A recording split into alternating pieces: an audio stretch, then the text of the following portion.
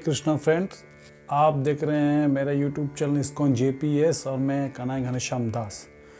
तो दोस्तों, आज हम कुछ विशेष तरह का टॉपिक लेके आए हैं और वो टॉपिक हर एक इंसान के लिए लाभदायक भी है और अगर उसको फॉलो करें तो आज का टॉपिक है ब्रह्म मुहूर्त क्या है और ब्रह्म मुहूर्त का लाभ क्या है।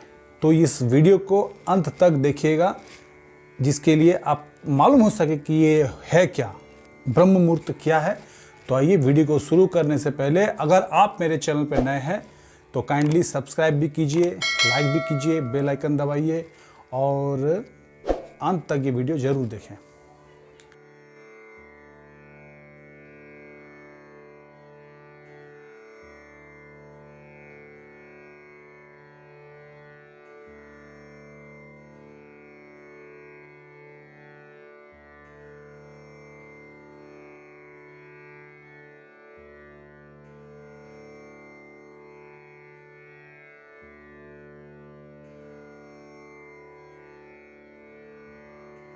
यानी जो बीमारियों से, लंबी बीमारियों से मुक्त होना चाहते हैं, कोई भी बीमारी हो, एनी टाइप्स ऑफ डिजीज़, तो उसे ब्रह्म मुहूर्त में उठना पड़ता है। ब्रह्म मुहूर्त उस समय को बोला जाता है जो ठीक सूर्य उदय से 96 मिनट पहले होता है, उस बीच को ब्रह्म मुहूर्त कहता है। अगर ये ब्रह्म मुहूर्त को उठना, अगर आप इसको फॉलो कर लिए तो आप 110% अपने आप को इतना चेंजिंग देखिएगा, इतना लाइफ में आपका चेंजिंग देखिएगा, आप खुद से समझ सकिएगा कि ये ब्रह्म मुहूर्त उठने का फल है और जो हमको प्राप्त हुआ है।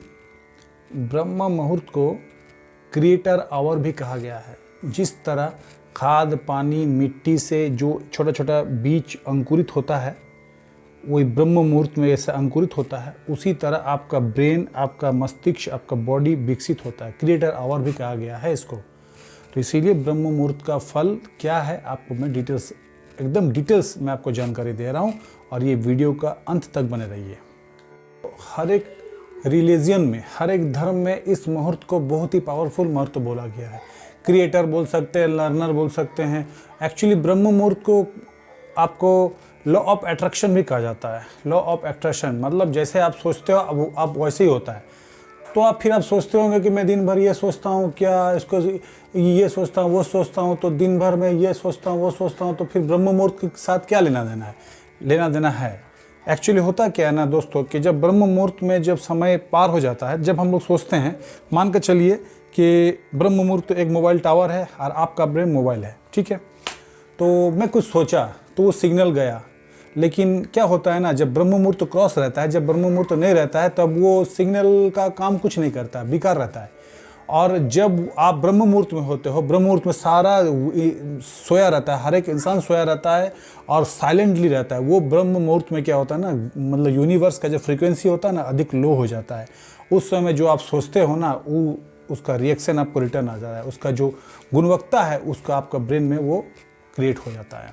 ऐसी बात है, अगर आपको दिन में 10:30-11 बजे अगर कहीं ए से बी, ए घर से बी घर जाना है, तो आपको जब जाइएगा 10:30-11 बजे तो ट्रैफिक लेवल क्रॉस करके जाना पड़ेगा। और वही अगर आप 3:30-4 बजे जाते हैं तो क्या क्विक जाना पड़ेगा, नो ट्रैफिक।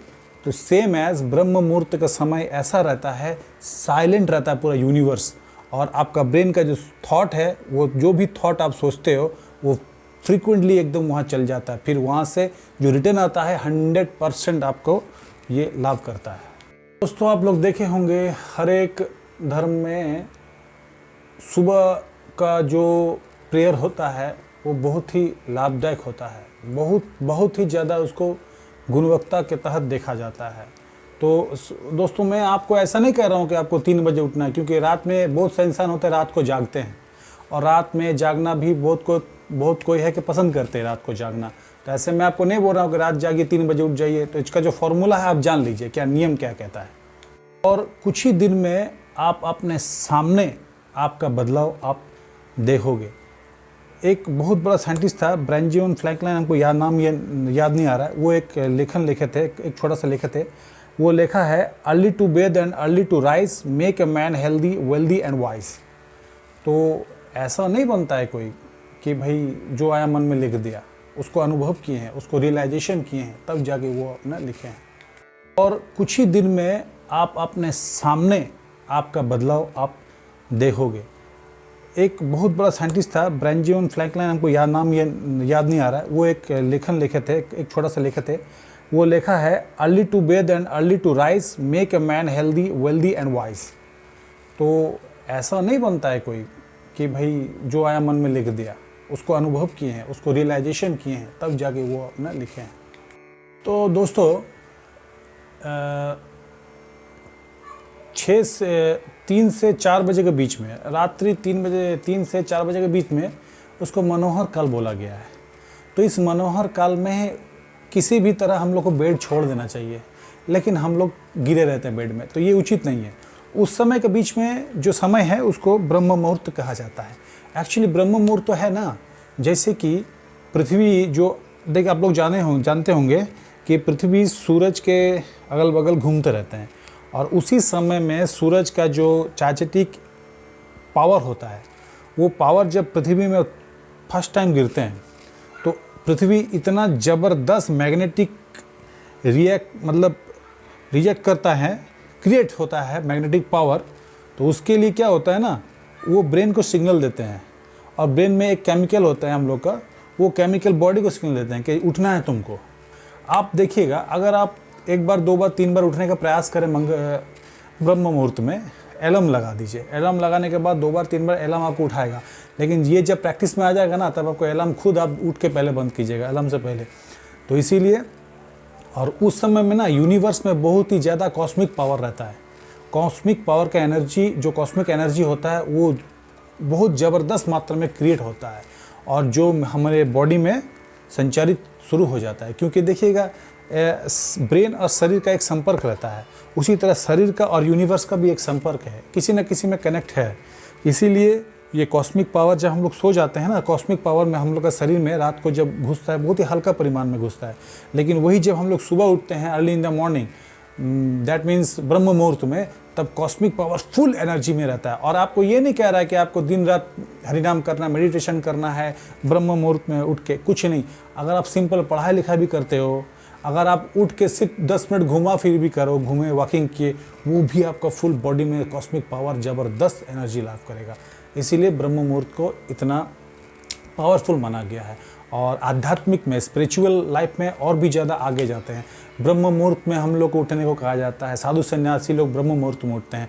बच्चे लोग को क्या करते हैं कि मम्मी पापा उठा देते हैं कि चलो चलो कल तुम्हारा एग्जाम है, जल्दी जल्दी पढ़ लो, याद रहेगा।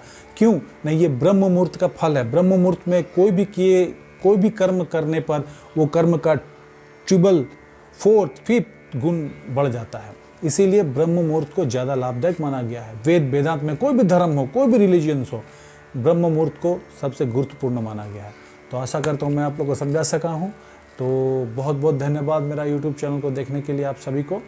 और अगर आप मेरे चैनल में नए हैं तो सब्सक्राइब भी कीजिएगा। इसी तरह वह मिस्ट्रीज़, हिस्टोरिकल और स्पिरिचुअल वीडियो मैं आपको पेश करूँगा, और आपको नोटिफिकेशन भी तुरंत मिल जाएगा। तो बहुत बहुत धन्यवाद। और एक बार आप लोग सब खुशी हंसी रहिए, और मेरा चैनल को देखने के लिए धन्यवाद। हरे कृष्णा, खुश रहिए सब।